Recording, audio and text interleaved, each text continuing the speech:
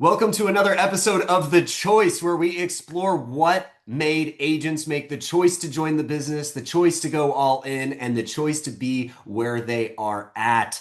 Today, we're joined by Tracie, and she has a really interesting story. Been in the business for 13 years, almost to the date, maybe to the date, we haven't made sure yet, of when I started, and runs a family team with her husband and her son, and is personally a part of the top 1% of agents regularly doing deals more than one every single week. And we're going to learn a little bit about her today. Thank you so much for hopping on today's episode.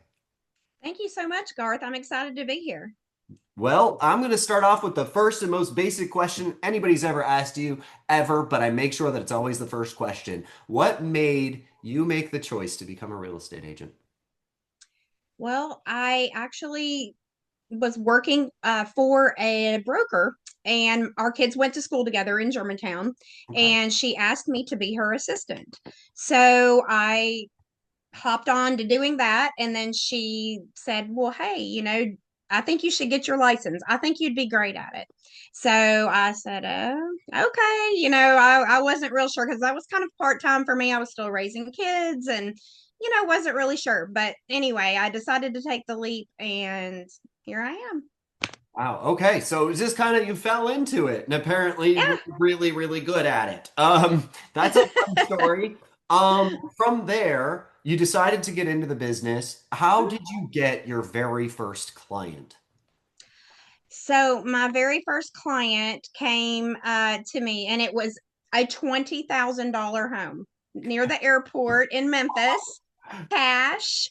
And anyway, sweet little family. I mean, honestly, it was just the best thing. I mean, to be your first deal.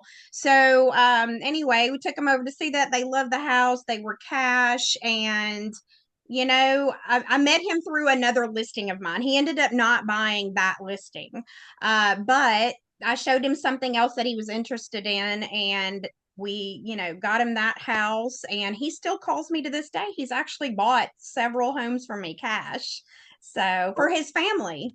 Well, that's awesome. Also, what the heck? Anybody listening, if you're trying to get houses, the prices of cars, come to Memphis. But on top of that, I Keep swear, in mind that was 2013. it is, but here's the thing. I did close on a property today for 146,000, Yeah, and that's yeah, the price of a car. Like that's the yeah, price of my car. So if you absolutely. guys are looking for quality investments, the options are definitely here. But here's Yes. what I will say. So you do that, and he still talks to you. That's crazy. It's the funniest story in the world. I had my very first client reach out to me while I was in the hospital when I posted about being shot. Oh She reached yeah. out to me and she goes, "Hey, I hope you're doing fine." Because my first client I ever got was an expired call. And then that Wow. led, she actually had a portfolio of homes. Wow. And she was like, "Oh, well, I didn't tell you, but I actually have three other homes that I need to sell. One of them's on the water. This." I'm like, "What?" Okay, which was great. Um, That's awesome. and apparently she still follows my social media, even though we haven't talked Yeah, yes, apparently.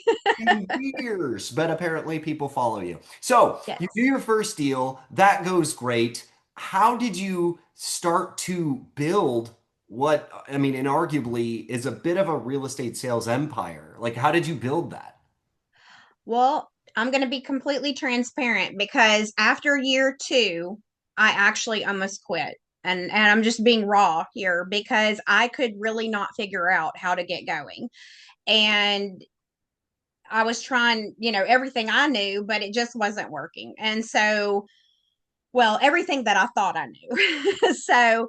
Um, so eventually I just really started doing a lot of research, and honestly I started signing up for a lot of lead services. I'm going to be honest, because I am not from Memphis originally.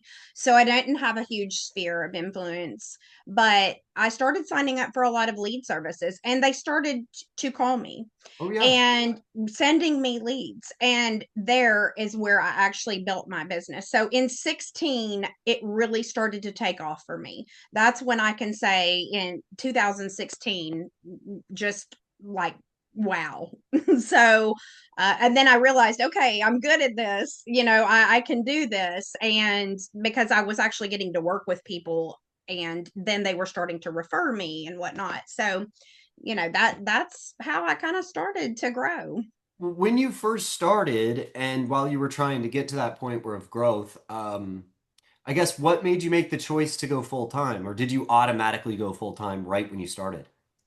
I really was kind of full time when I started because I was still raising kids at home. They were still of age in school, but um, I decided to jump in when I started getting busy and I started seeing that people, were excited to purchase homes and list with me, and we were getting things done, and then they were referring me. I got really excited about it, and and then obviously the money is nice too, because this is how we provide for our family. So it just started all clicking and coming together, and that's when I knew I wanted to do this full time, and this was now my career. Wow. Okay. And it's funny, it's interesting that you say 2016 was a pivotal point for you. It was mine as well. Okay. That's when I moved from my first brokerage, got headhunted to the luxury firm that ended up hiring me, and the trajectory of my business radically altered that same year. So that's Oh.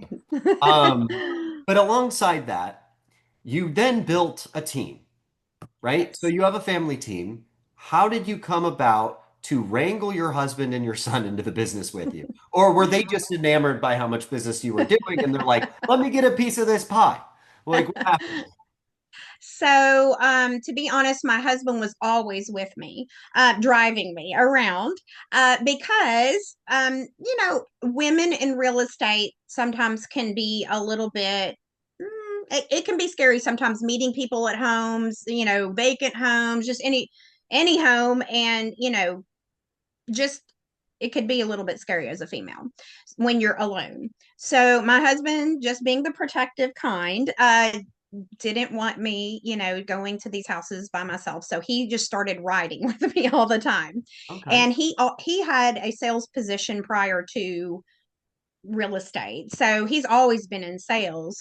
But after we kind of after I really started getting going in this after 16, I said, "Hey, let's do this together. I think you'd be great at it. You already know a lot of it because you ride with me, you listen to me on the phone, you talk to me about real estate all the time. So let's do this." So he got his license, and then we just help each other a lot. And then our son, who is 30, Jacob, so he was looking for a career path, and I said, "Hey, I think you'd be really good at this." And same thing as I told Dustin, and it's true. He's really good at it too. So we all have a career here in real estate. Well, here, I'll tell you something that's really making me angry now that you tell me that. Why am I not friends with this Jacob guy? We're almost the same age. What's happening here? You Right, never made an right. introduction. I need more friends. I don't have any friends. I work Uh-huh. 24/7. All right, but anyways, on a real note, what is the thing that you would point to that says that was the coolest thing that I got to do while in my business? Because for me, it's an easy choice. It's an easy choice. It's either the agents I've trained that have made millions of dollars, or it's when I got to sell a $21.7 million deal. Those are my easy, like those are highlights. Right, Like right. what's like your highlight? I think my highlight is just helping people, every day. It's just the feeling that I get.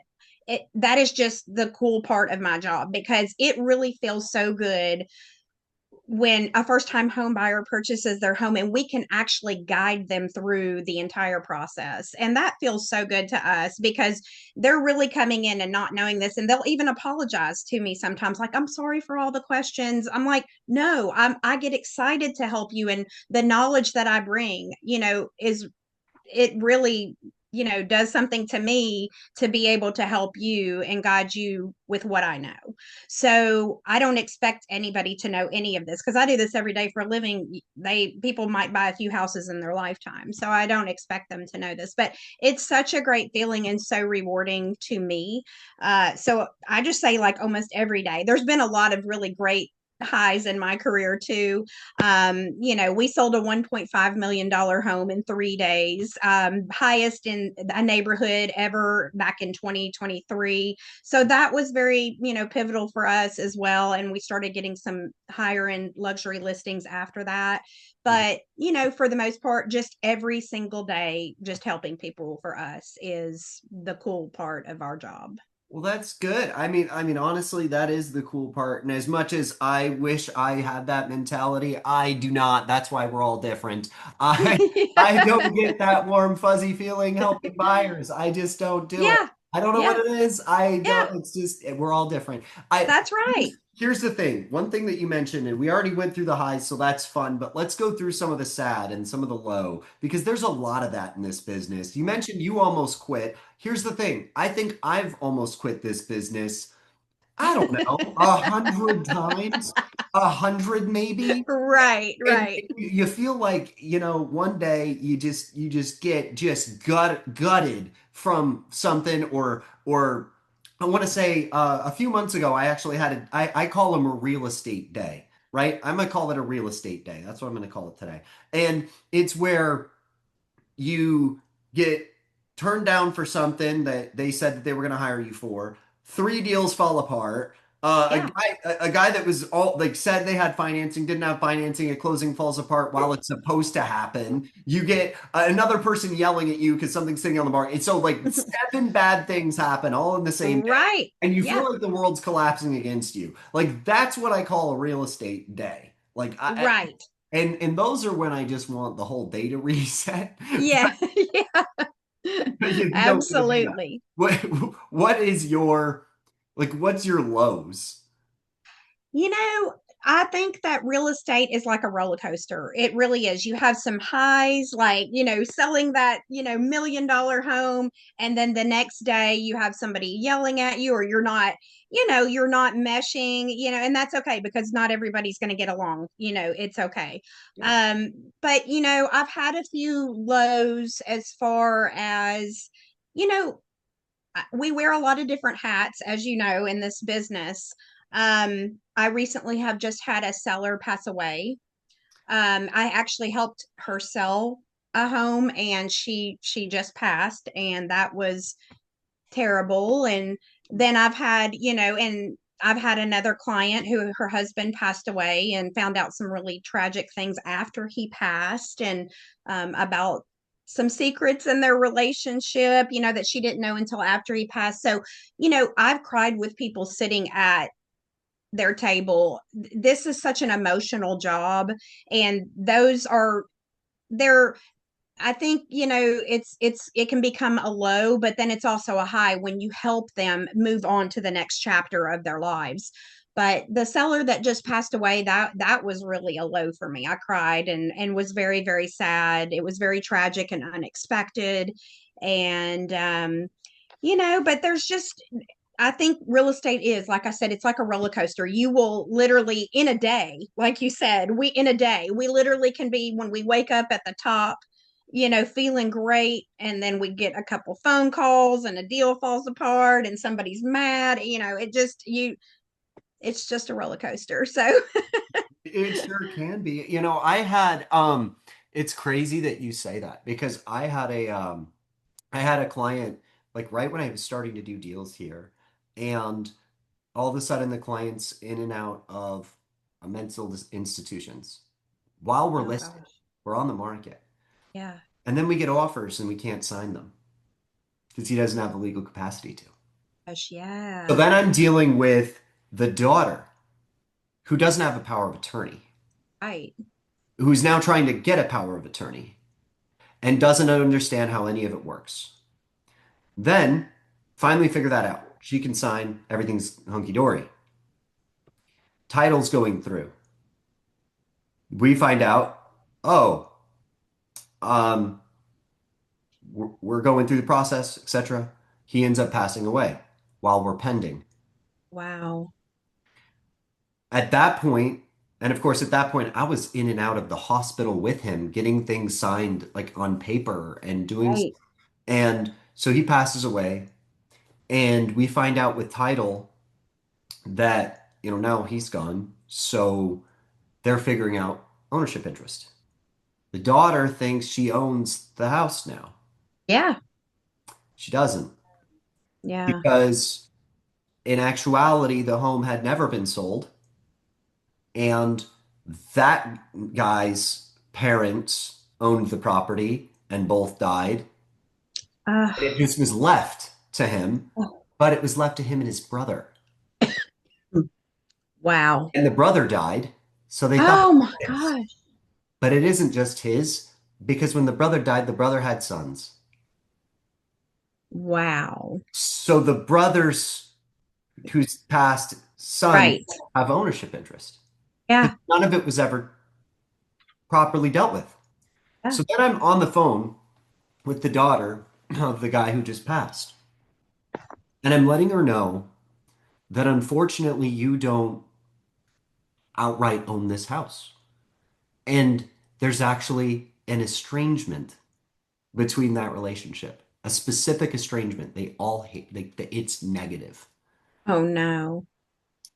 And she thinks that I'm saying that she doesn't own a house.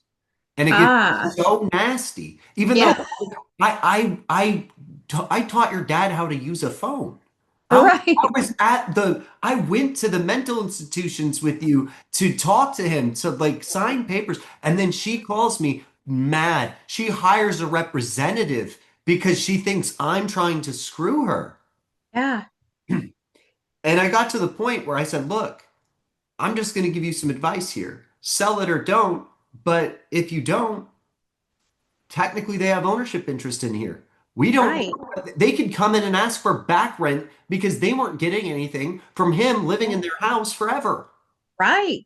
I'm like, I'm not an attorney, but I can tell you that there's a lot of negative ramifications if we don't do this. And if we do, Yeah. at least I get to go to them with something that they don't know exists and say, hey, here's a bag of money, just sign. Right. Maybe you have a better outcome. Yeah. And it was a whole thing. And that was a bit of a low for me, for sure. Yeah. Because it's like, Definitely. how are you gonna question what I'm doing? And then, and in the end of it, the way that we ended up getting a hold of them was I went with them to the house of the people to help Yeah. do it. I because they didn't want to even have the conversation, so I did. Wow. Yeah. It All just because goes I to wanted to show. help the Yeah. guy that passed away. Because like, and she was like, "You just want your commission," and I told her, I straight up said, "I was like, look, I don't care. Don't sell it then. Yeah. Don't sell it then. Like, what do you like? Right. What do you want from me?" Right. Right. I've done everything. And Yeah. so then there's a mandatory waiting period and all that, and then we ended up closing. Yeah. Good. But Right. so we went through highs, we went through lows, we went when you went full time, et cetera, et cetera. What has your licensing journey been like? So you said the broker that you knew hired you, Hmm. and are you still there today? Did you ever move things around? Because for me, my journey was basic. I started at a big regional company, which in Hmm. would be like a I like, but I started at something called John L. Scott. And then I got headhunted to a boutique luxury firm and then started my own. So what kind of Okay. happened with you? So, yeah, the brokerage that I was with was just a small boutique brokerage in Germantown. Okay. And love her to this day, broker owner of, Heritage Homes. And that's where I started. And, she taught me a lot. And I ended up moving on. I did go to a bigger brokerage in town.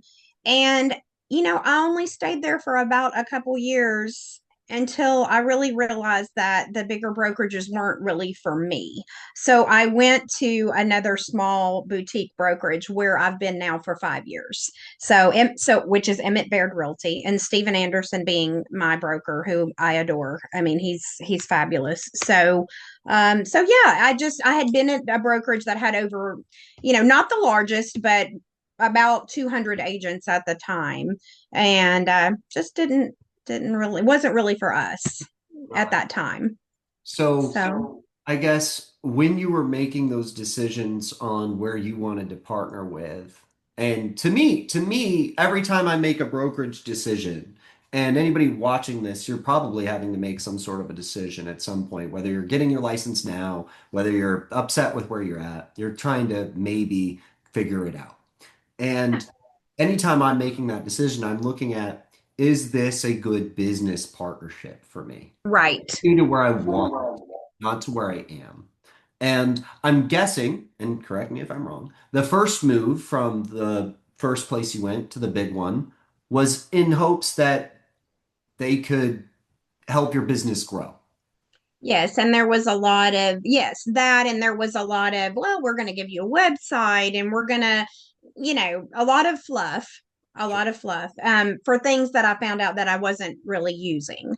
So, so yeah, I was with the first brokerage, I was paying a little bit higher of a split. So I actually, it came down a little bit about money because I wanted to keep more of my money because I didn't need as much help, from my broker anymore. So I wanted to make more money by not paying the higher splits. So I did go to more of a flat fee type company who did offer a lot of different incentives for agents. And I am still now with a flat fee brokerage, and where I do keep almost all of my money. And so, yeah, that's important to us because we don't need as much broker help. And, yeah, I think that's pretty much, been my journey kind of with the different brokerages. Yeah. Okay. Well, let's leave it with the last question that I always ask to end things. It's a simple one. If you're talking to a brand new real estate agent today and they were going to ask you, what should the first thing that I focus on now that I just hung my license? What should that be? I think just getting out there and talking to your sphere of influence. Um, I think I didn't really have that, like we talked about. I didn't have much of a sphere. So if you've got that sphere of influence, talk to them about what you're doing, put it out there. Um, because that's really where you should start. I was giving a lot of money away to a lot of lead services in the beginning, but it's how I needed to get started because I didn't have that sphere. So I definitely think talk to your family, talk to your friends, get it out there what you're doing, and don't give up. Do not give up because it just, like I said, I almost quit. Thank God I didn't. And I followed through and persevered because I didn't think I was going to make it. So, I feel like all of us feel that way sometimes.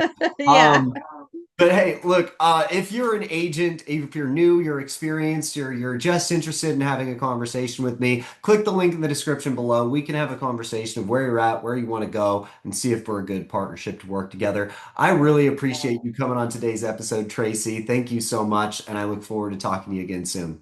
Thank you for having me.